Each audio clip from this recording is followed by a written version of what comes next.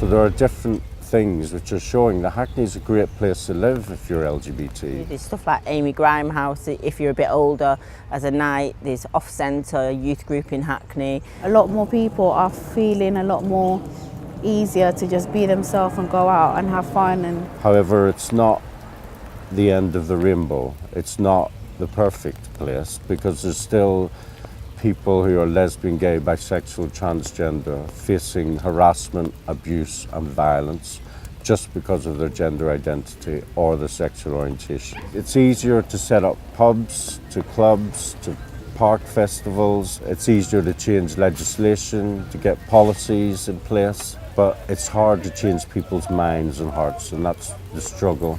Hackney used to be a really thriving community for lesbian, gay, bisexual, trans people, but more and more people are actually having to move out of that area because they just can't afford to live in it.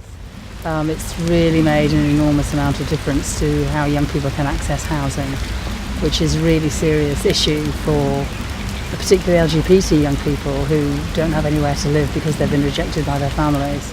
I was kicked out of my mum's house, and I didn't know exactly what to do and where to go. But I eventually thought that the best idea for me was to go to the Hackney Town Hall. All they did for me was give me a bunch of lists. They said they couldn't do nothing for me, that they couldn't really help me. I basically found help on my own. The only list that I saw that had LGBT in it that I kind of related to was Stonewall Housing. 3/4 of young people who are coming to us from Hackney are expressing their housing problems directly related to their sexual orientation or their gender identity. Come on.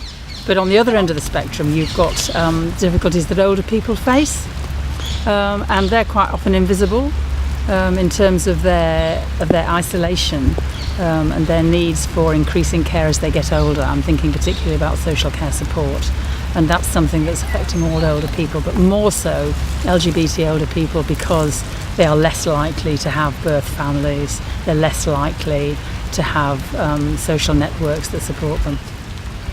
Islington and Hackney, because they're neighbouring boroughs, need to work together on cohesion of communities, not being so separate. If people are getting thrown out of home because of their sexuality or their gender identity, then clearly that means that there needs to be more education. I think Hackney has been a very divided borough. It's always been a very divided borough. Those divisions are now being drawn not between ethnicities or multiculturalism, but is now being drawn between socioeconomic boundaries.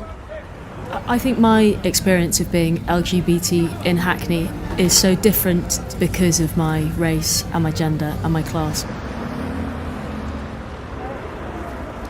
I think urban regeneration can be really positive, but it needs to be done in a way which is with the community, so actually working with them to help them redesign their own spaces. I think just some architects coming along and saying this is the way that we should redevelop this area isn't going to help rebuild communities, and you need to remember that these are people's homes. It's all becoming focused towards home ownership. I wouldn't be able to own my own house if I wasn't very, very lucky. You know, under normal circumstances, there's no way that I can see how anybody could. Do I believe that it's an incentive for people to set up their small enterprise businesses in Hackney? I don't believe that those facilities exist at the moment.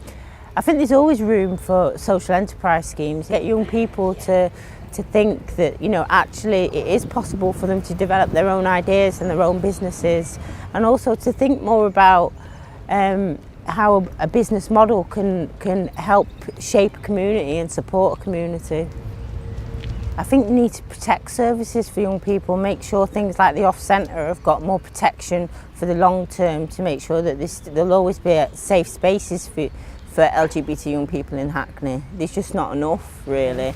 We're talking about emergency accommodation, direct access accommodation, services that are tailored to the needs of a diverse community, so services for LGBT parents, services for trans people experiencing transphobia, services for older people being cared for in supported accommodation, young people who are coming out at school. Homophobic bullying continues to be a problem. Teachers continue to resist to support LGBT students who identify homophobic bullying and transphobic bullying in the classroom.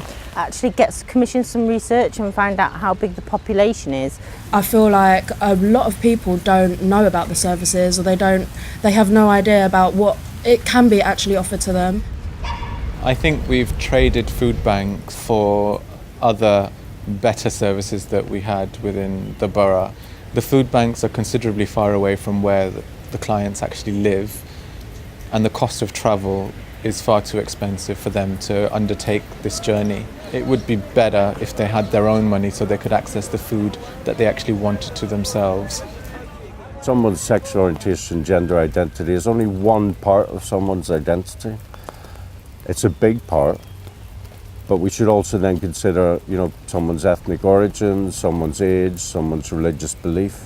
And we've got so much in common with different other equality groups.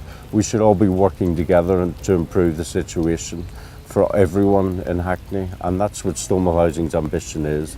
It's not just to fight our corner, but it's to fight everyone's corner so that we're all have a better experience in Hackney.